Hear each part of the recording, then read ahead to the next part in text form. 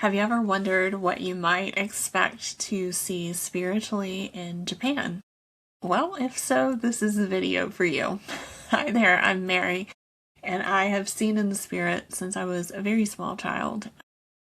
And what that means is that I see into the unseen realm, which includes angels, demons, darkness, principalities, but most importantly, Jesus.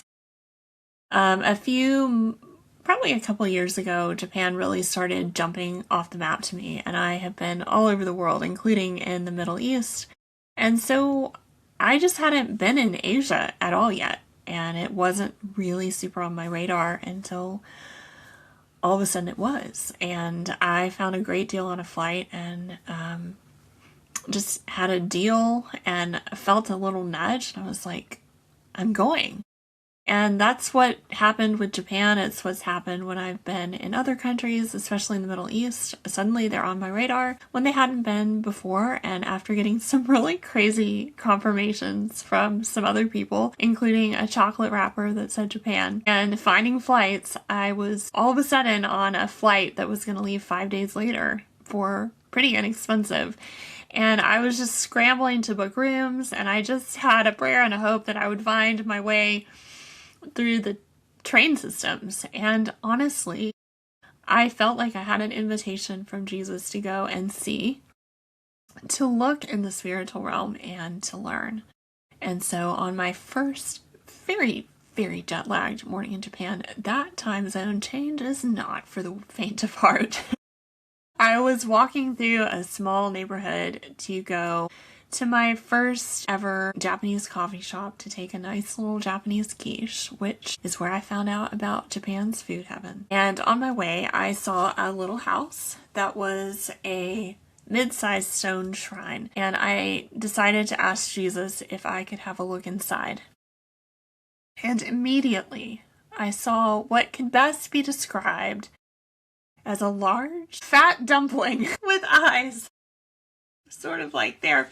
It was seated inside of the shrine on a stone platform, and I somehow was seeing through the stone and into where this was, and the little fat sides of the dumpling sort of fell over the shrine. And excess was just dripping off of this spirit. And I love to nickname spirits, so I promptly nicknamed it the Pillsbury Doughboy spirit. And it was quite fat, and it also seemed very angry and irritable, but somehow it also seemed placated. And I looked, and there were little offerings in front of it. And that's when I had an immediate realization of how the spiritual system in Japan worked.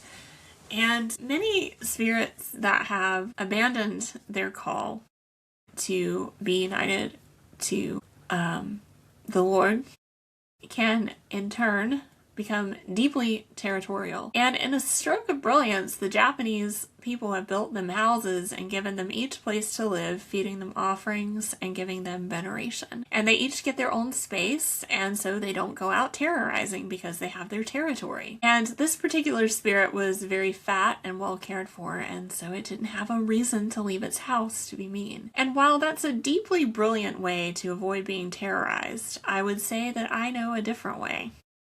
That doesn't include the work of trying to offer veneration.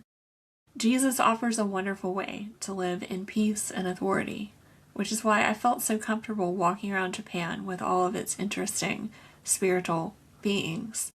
Not because I offer those spirits worship, but because I know their creator. And I think that we often try to find ways to placate spirits, when in reality, we have to return to the source of all peace and rest and love.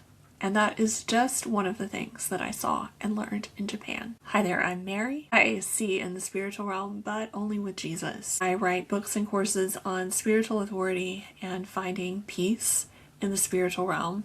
You can check those out on my site. I also have a lot of free Substack blog posts that you can enjoy. But if you enjoy this video, hit subscribe and keep watching. I've got some more for you.